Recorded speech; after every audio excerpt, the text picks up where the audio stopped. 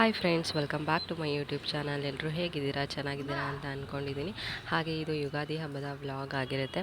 ಅಮ್ಮ ಮಾರ್ನಿಂಗ್ಗೆ ಹೋಗಿ ಏನೇನು ಐಟಮ್ಸ್ ಬೇಕೋ ಹಬ್ಬಕ್ಕೆ ಅದನ್ನೆಲ್ಲ ತೊಗೊಂಡು ಬಂದಿದ್ದಾರೆ. ಹಾಗೆ ನಾನಿಲ್ಲಿ ಮಕ್ಕಳಿಗೆ ತಲೆಗೆ ಮತ್ತು ಮೈಗೆಲ್ಲ ಎಣ್ಣೆ ಹಚ್ಚೋಣ ಅಂತ ಹೇಳಿಬಿಟ್ಟು ಟೆರೇಸಲ್ಲಿ ಕೂರಿಸ್ಕೊಂಡು ಹಚ್ತಾ ಇದ್ದೆ. ಎಳೆ ಬಿಸಿಲಾಗಿರೋದ್ರಿಂದ ಆರಾಮಾಗಿ ಕೂತ್ಕೊಂಡು ಹಚ್ಚಿ ಅಲ್ಲೇ ಒಂದು ಸ್ವಲ್ಪ ಹೊತ್ತು ಬಿಸಿಲಲ್ಲಿ ಇದ್ದರು, ಆಟ ಆಡ್ಕೊಂಡಿದ್ರು ಅಂತಲೇ ಹೇಳ್ಬೋದು. ಫಸ್ಟು ನಾನು ನನ್ನ ಮಗನಿಗೆ ಹಚ್ತಾ ಇದ್ದೆ. ಅವನು ಕೂಡ ಸುಮ್ಮನೆ ಕೂತ್ಕೊಂಡು ನೀಟಾಗಿ ಹಚ್ಚಿಸ್ಕೊಳ್ತಾ ಇದ್ದ. ಅದಾದಮೇಲೆ ನನ್ನ ಮಗಳಿಗೆ ಹಚ್ಚಿದೆ. ಅದಾದಮೇಲೆ ಅಪ್ಪಂಗೆ ಹಚ್ತಾಯಿದ್ರು. ಯಾಕೆ ಈ ಹಬ್ಬಕ್ಕೆ ತಲೆಗೆ ಮೈಗೆಲ್ಲ ಎಣ್ಣೆ ಹಚ್ತಾರೆ ಅಂತ ಹೇಳಿದ್ರೆ, ತುಂಬ ಬಿಸಿಲಿರುತ್ತೆ, ಬಿಸಿಲು ತಡ್ಕೊಳ್ಳೋದಕ್ಕಾಗೋದಿಲ್ಲ. ಅದಕ್ಕೋಸ್ಕರ ವರ್ಷದ ಮೊದಲನೇ ಹಬ್ಬ ಆಗಿರೋದ್ರಿಂದ ಈ ರೀತಿ ತಲೆಗೆ ಮೈಗೆಲ್ಲ ಹರಳೆಣ್ಣೆನ ಹಚ್ಚಿ ಸ್ವಲ್ಪ ಹೊತ್ತು ಬಿಸಿಲಲ್ಲಿ ಬಿಟ್ಟು ಆಮೇಲೆ ಸ್ನಾನ ಮಾಡೋದ್ರಿಂದ ಬಾಡಿ ಏನಿರುತ್ತೆ ಅದು ಕೂಲ್ ಆಗುತ್ತೆ ಅಂತ ಹೇಳಿಬಿಟ್ಟು ಬರೀ ಇವತ್ತೊಂದು ದಿನ ಅಲ್ಲ, ವಾರಕ್ಕೊಂದ್ಸತಿ ಈ ರೀತಿಯಾಗಿ ಹಚ್ತಾ ಬಂದರೆ ಬಾಡಿ ಕೂಡ ಕೂಲಾಗಿರುತ್ತೆ, ತುಂಬ ಹೀಟ್ ಆಗೋದಿಲ್ಲ ಮಕ್ಕಳಿಗೆ. ಎಣ್ಣೆಗೆ ಬೇವಿನ ಎಲೆನೂ ಕೂಡ ಹಾಕ್ತಾರೆ. ಬೇವಿನ ಎಲೆ ಹಾಕ್ಬಿಟ್ಟು ಒಂದು ಸ್ವಲ್ಪ ಬಿಸಿ ಮಾಡ್ತಾರೆ. ಇಲ್ಲ ಅಂತ ಹೇಳಿದ್ರೆ ಅರಿಶಿನ ಕೂಡ ಹಾಕ್ಕೊಳ್ಬೋದು. ಸೊ ನೋಡ್ತಾನೆ ಇರಿ ಯಾವ ರೀತಿಯಾಗಿ ಮಕ್ಕಳಿಗೆಲ್ಲ ಎಣ್ಣೆ ಹಚ್ಬಿಟ್ಟು ಅದಾದಮೇಲೆ ನಾನು ತಲೆಗೆ ಎಣ್ಣೆ ಹಚ್ಕೊಂಡು ರೆಡಿಯಾಗಿ ಸಿಗ್ತೀನಿ.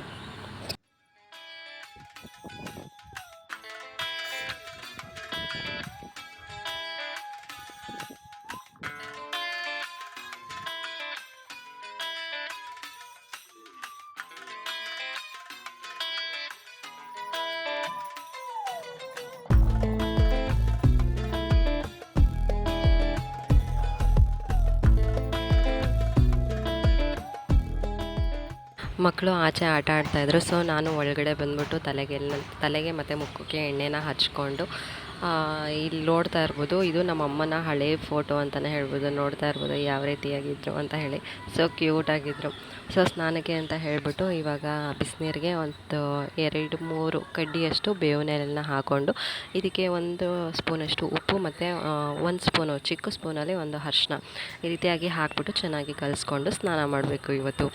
ಸೊ ನಾನು ಮಕ್ಕಳಿಗೆಲ್ಲ ಸ್ನಾನ ಮಾಡಿಬಿಟ್ಟು ಅವರು ರೆಡಿಯಾಗಿದ್ದಾರೆ. ನಾನು ಕೂಡ ಸ್ನಾನ ಮಾಡ್ಕೊಂಡು ರೆಡಿಯಾಗಿ ಬಂದಿದ್ದೀನಿ.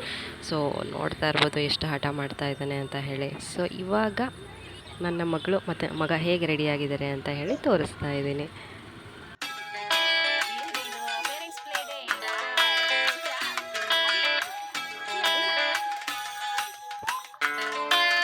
ಅಮ್ಮ ಬೇರೆ ಕೆಲಸ ಮಾಡ್ತಾ ಇದ್ದರಿಂದ ನಾನು ಆಲ್ರೆಡಿ ರೆಡಿ ಆಗಿದ್ವಿ ಅಲ್ವಾ, ನಾನು ಮಕ್ಕಳು ಎಲ್ಲರೂ ಸ್ನಾನ ಮಾಡ್ಕೊಂಡು ರೆಡಿ ಆಗಿದ್ವಿ. ಸೊ ಹಾಗೆ ಪೂಜೆ ಮುಗಿಸ್ಬಿಡೋಣ ಅಂತ ಹೇಳಿಬಿಟ್ಟು ಪೂಜೆ ಎಲ್ಲ ಮಾಡಿದ್ದಾಯಿತು. ಸೊ ನಿಮ್ಮ ಮನೇಲಿ ಯಾವ ರೀತಿಯಾಗಿ ಹಬ್ಬನ ಆಚರಿಸ್ತೀರಾ ಅಂತ ಹೇಳಿ ಕಮೆಂಟ್ ಮಾಡಿ ತಿಳಿಸಿ. ನಮ್ಮನೆ ಹಬ್ಬ ಹೇಗಿತ್ತು ಅಂತಲೂ ಕೂಡ ಕಮೆಂಟ್ ಮಾಡಿ ತಿಳಿಸಿ. ಅಡುಗೆ ಮಾಡೋದು ಯಾವುದು ಫುಲ್ ವಿಡಿಯೋ ಮಾಡೋದಕ್ಕಾಗಿಲ್ಲ. ಸೊ ನಮ್ಮಮ್ಮ ಒಬ್ಬಟ್ಟು ಮಾಡ್ತಾಯಿದ್ರು, ಅದನ್ನು ಮಾತ್ರ ನಾನು ಸ್ವಲ್ಪ ಕ್ಲಿಪ್ಸ್ ತೊಗೊಂಡಿದ್ದೀನಿ ಅಷ್ಟೇ. ಏಕೆಂತಂದರೆ ಆಲ್ರೆಡಿ ಗೊತ್ತಿರೋದ್ರಿಂದ ಎಲ್ಲ ಅಡುಗೆ ಹೇಗೆ ಮಾಡೋದು ಅಂತ ಗೊತ್ತಿರೋದ್ರಿಂದ ನಾನು ತೋರಿಸೋದಕ್ಕೆ ಹೋಗಿಲ್ಲ. ಸೊ ಈ ರೀತಿಯಾಗಿ ಒಬ್ಬಟ್ಟು ಮಾಡ್ತಾಯಿದ್ರು. ಅಮ್ಮ ಒಬ್ಬಟ್ಟು ತಟ್ಕೊಡ್ತಾಯಿದ್ರು, ನಾನು ಬೇಯಿಸ್ತಾ ಇದ್ದೆ. ನೋಡೋಣ ಯಾವ ರೀತಿಯಾಗಿ ಅಮ್ಮ ಏನೇನು ಅಡುಗೆ ಮಾಡಿದ್ದಾರೆ ಅಂತ ಹೇಳಿಬಿಟ್ಟು ನಾನು ಆ ವಿಡಿಯೋನ ತೋರಿಸ್ತೀನಿ.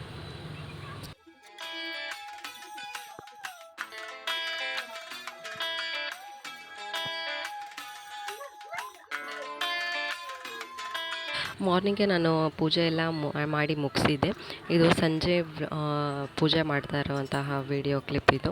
ಸೊ ಅಮ್ಮ ಸಂಜೆ ದೀಪ ಹಚ್ಬಿಟ್ಟು ಮಂಗಳಾರತಿ ಮಾಡ್ತಾಯಿದ್ರು. ಸೊ ನಾವು ಒಬ್ಬಟ್ಟು ಮಾಡೋಕ್ಕೆ ಸ್ಟಾರ್ಟ್ ಮಾಡಿದ್ದೆ 4-4:15. ಸೊ ಲೇಟ್ ಆಗೋಯಿತು, ಮಧ್ಯಾಹ್ನ ಮಾಡಲಿಕ್ಕೆ ಆಗಲಿಲ್ಲ. ಯಾಕೆಂತಂದರೆ ಮಕ್ಕಳಿರೋದ್ರಿಂದ ಅವರು ಕೈ ಬಿಡಲಿಲ್ಲ, ಆಟ ಆಡಲಿಲ್ಲ ಅವರು ಕೈ ಬಿಟ್ಟು. ಅದಕ್ಕೋಸ್ಕರ ಒಂದು ಸ್ವಲ್ಪ ಲೇಟಾಗಿ ಸ್ಟಾರ್ಟ್ ಮಾಡೋಣ ಅಂತ ಹೇಳಿಬಿಟ್ಟು 4-4:15 ಸ್ಟಾರ್ಟ್ ಮಾಡಿಕೊಂಡು ಇನ್ನೇನು ಅಡುಗೆ ಎಲ್ಲ ಆಗ್ತಾಯಿದೆ ಅಂತ ಹಾಗೆ ಸಂಜೆ ಆಗೋಯಿತು ಅಲ್ವಾ. ಸೊ ಅದಕ್ಕೋಸ್ಕರ ಅಮ್ಮ ದೀಪ ಹಚ್ಬಿಟ್ಟು ಮಂಗಳಾರತಿ ಮಾಡಿ ಪೂಜೆ ಮಾಡ್ತಾಯಿದ್ರು. ಪೂಜೆ ಎಲ್ಲ ಆದಮೇಲೆ ಆಲ್ಮೋಸ್ಟ್ 7-7:30 ಆಗೋಗಿತ್ತು. ಒಂದು 1/2 hour ಬಿಟ್ಬಿಟ್ಟು ನಾವು ಊಟ ಮಾಡಿದ್ವಿ. ಏನೇನು ಅಡುಗೆ ಮಾಡಿದ್ದಾರೆ ಅಂತ ಹೇಳಿ ನಾನು ಈ ವಿಡಿಯೋದಲ್ಲಿ ತೋರಿಸ್ಕೊಡ್ತೀನಿ. ಅಮ್ಮ ಹಬ್ಬದ ಊಟ ಅಂತ ಹೇಳಿ ಒಬ್ಬಟ್ಟು, ಆಲೂಗಡ್ಡೆ, ಬದನೆಕಾಯಿ ಮತ್ತು ನುಗ್ಗೆಕಾಯಿನ ಹಾಕಿ ಪಲ್ಯ ಮಾಡಿದರು. ಹಾಗೆ ಬೇವನ್ನು ಕೂಡ ಮಾಡಿದರು. ಬೇವು ರೆಸಿಪಿ ಬೇಕಿತ್ತು ಅಂತ ಹೇಳಿದ್ರೆ ಕುಕ್ಕಿಂಗ್ ಪ್ಲೇಲಿಸ್ಟಲ್ಲಿ ಹೋಗಿ ಚೆಕ್ ಮಾಡ್ಬೋದು. ಹಳೆ ವೀಡಿಯೋಸಲ್ಲಿ ನಾನು ಹಾಕಿದ್ದೀನಿ. ಹಾಗೆ ಇದ್ರ ಜೊತೆ ಹಪ್ಪಳನೂ ಕೂಡ ಹಾಕಿದರು. ಸೊ ಈ ವಿಡಿಯೋ ನಾನು ಇಲ್ಲಿಗೆ ಎಂಡ್ ಮಾಡ್ತಾ ಇದ್ದೀನಿ. ಆ ವಿಡಿಯೋ ಇಷ್ಟ ಆಗಿದರೆ ಲೈಕ್ ಮಾಡಿ, ಶೇರ್ ಮಾಡಿ, ಕಮೆಂಟ್ ಮಾಡಿ ತಿಳಿಸಿ ಹೇಗಿತ್ತು ಅಂತ ಹೇಳಿ. ಹಾಗೆ ನೀವು ಯಾವ ರೀತಿಯಾಗಿ ಹಬ್ಬನ ಆಚರಿಸಿದ್ರಿ ಅಂತ ಕೂಡ ತಿಳಿಸಿ. ಮತ್ತು ನಾನು ನೆಕ್ಸ್ಟ್ ವ್ಲಾಗಲ್ಲಿ ಸಿಗ್ತೀನಿ. ಅಲ್ಲಿವರೆಗೂ ಟೇಕ್ ಕೇರ್, ಬಾಯ್.